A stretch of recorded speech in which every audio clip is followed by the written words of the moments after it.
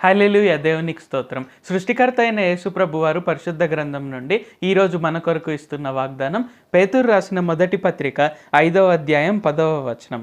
తన నిత్య మహిమకు క్రీస్తునందు మిమ్మును పిలిచిన సర్వకృపానిధియగు దేవుడు కొంచెము కాలము మీరు శ్రమపడిన పిమ్మట తానే మిమ్మును పూర్ణులనుగా చేసి స్థిరపరచి బలపరచును.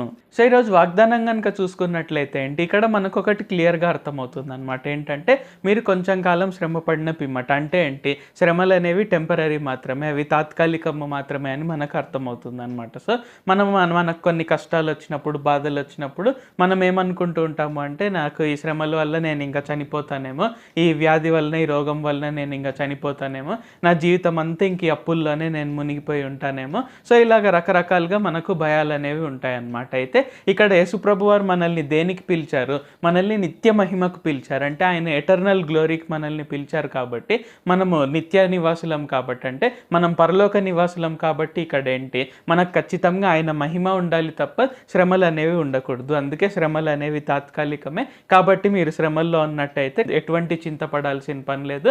అండ్ ఆ శ్రమల్లో నుండి ఆయన విడిపిస్తారు. ఆయన విడిపించడమే కాకుండా ఇక్కడ ఏంటి, ఆయన సర్వకృపానిధియగు దేవుడు కాబట్టి, సో యేసుప్రభు వారు సర్వకృపానిధియగు దేవుడు కాబట్టి మనల్ని స్థిరపరిచి బలపరిచి ఆయన దీవిస్తారు. కాబట్టి శ్రమల వల్ల ఒక రకంగా మనం చూసుకున్నట్లయితే ఏంటి, మనకు నష్టాల కన్నా లాభమే ఎక్కువగా ఉందన్నమాట. కాబట్టి మీరు శ్రమల్లో ఉన్నట్టయితే మిమ్మల్ని మీరు ధన్యులుగా ఎంచుకొని ఇంకా ఎప్పుడు కూడా శ్రమలు రాకుండా ప్రార్థన చేసి, అంటే దేవా నేను ఈ శ్రమల్లో గుండా ఎప్పుడు వెళ్ళకూడదు, ఆ విధంగా ప్రార్థన చేసి శ్రమల్లో నుండి విడుదల పొందవచ్చు. ఎందుకంటే మనం అందరం కూడా నిత్య మహిమకు పిలువబడిన వారం కాబట్టి సర్వకృపానిధియగు దేవుడు మనల్ని శ్రమల్లో నుండి విడిపించి మనల్ని బలపరిచి స్థిరపరిచి ఆయన మనల్ని ఆశీర్వదిస్తారు. ప్రార్థించుకుందాం.